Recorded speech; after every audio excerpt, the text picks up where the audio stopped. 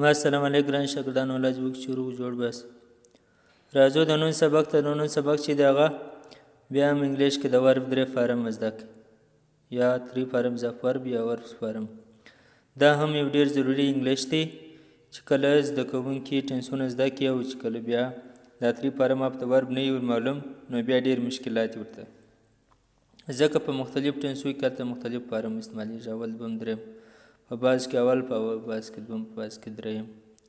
نو راځي د دې سره سره به نوي ورډزونه هم زده کړئ، تلفظ به هم زده کړئ، پروننسیشن او دا 3 فارمز اف د ورب هم زده کړئ.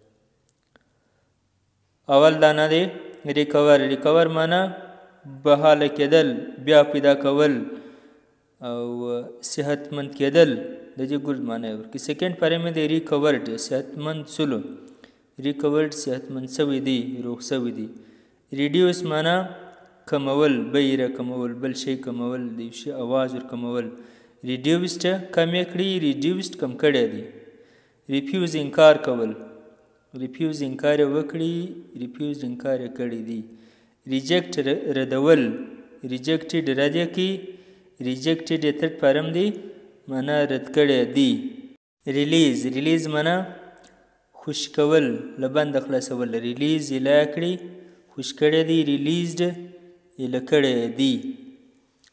دا رقم ریمایند، ریمایند معنا ور په یادول، یو چاته یو خبر یو کار ور په یادول، هغه وخت ور په یادول.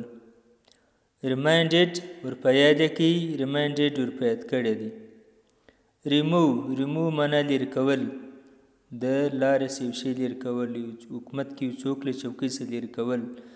ریمووډ لرې کړي، ریمووډ لرې کړی دی، پسې اخیستی دی. ریپرزنټ، ریپرزنټ معنا استازیتوب کول، یو څوک د یو قام د یو چا استازیتوب کوي، د کورنۍ نمایندګي یې کوي. ریپرزنټډ استازیتوب یې وکړي، ریپرزنټډ استازیتوب یې کړی دی. ریویو، ریویو معنا بیا کتنه کول، له سره بیا کتن، دوم وارې کتل. ریویوډ بیا کتنه یې وکړل، ریویوډ بیا کتنه یې کړې ده. ریوول، ریوول معنا څرخېدل، ګرځېدل، لکه د مځکې څرخېدل، د یو بل شي څرخېدل چې پله ګرځي. ریوولډ پله وڅرخېدی، ریوولډ پله سره څرخېدلی دی. نو مننه ګران شاګردانو، دا زموږ د نن سبق چې 3 فارمز اف د ورب په باره کې ولو. دغه سره سره موږ نوي الفاظ زده کړل، تلفظ مې زده کړئ. اوس مې انشاءالله تاسو ته بیا په ټنسو کې مشکل نه وي کله چې تاسو په ټنسو کې جملې جوړوئ، ځکه ټنسونه د هرې ژبې د ملا د تیر په شان دي، ډېر ضروري دي، ډېر بنیاد یې دی.